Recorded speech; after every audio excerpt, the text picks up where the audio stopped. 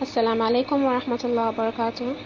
Welcome to the Deen Sisters Tawheed lessons, in which we'll be learning about the most important aspect of our deen, which is singling Allah out in worship.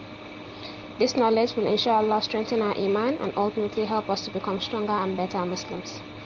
We'll be studying the book Kitab Tawheed by Shaykh al-Islam Muhammad bin Abdul Wahab together once a week inshallah. And today we're beginning with the various proofs for Tawheed found in the Quran and in the Sunnah. What are the various proofs for singling Allah out in worship? Allah the Almighty said, "And I created not the jinns and the men except that they should worship me alone." This verse tells us the wisdom behind the creation of jinn and mankind, which is to worship Allah and He alone. And Allah subhanahu wa ta'ala also stated, "And verily we have sent among every ummah, that is community, a messenger proclaiming, worship Allah alone and avoid or keep away from taghut, which are all false deities." Quran 16 verse 36. In this verse, Allah tells us that He has sent to every community a messenger who conveyed to them the message of Allah and ordered them to believe in Allah and He alone.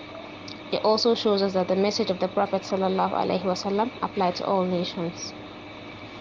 And Allah subhanahu wa ta'ala also stated in Quran 17 verses 23 to 24, "And your Lord has decreed that you worship none but Him, and that you be dutiful to your parents. If one or both of them attain old age in your life, say not to them a word of disrespect, nor shout at them, but address them in terms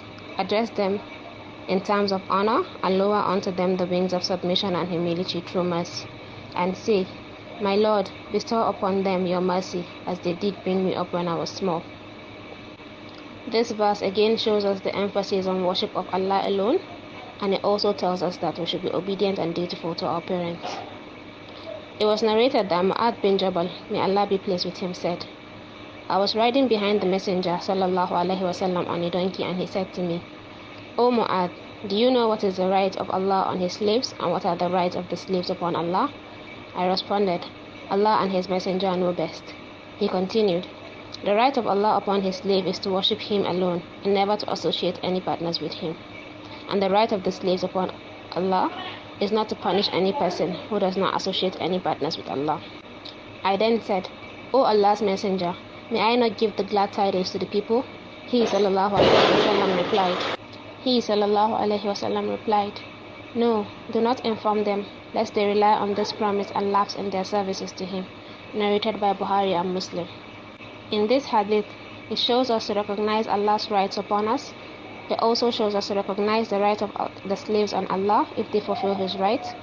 It also shows us the statement of one who, when asked regarding matters not known to him, to say, 'Allah and His Messenger know best.' May Allah guide us onto the right path and protect us from shirk. Ameen. With this, we have come to the end of today's lessons. Until next time, fi amanillah.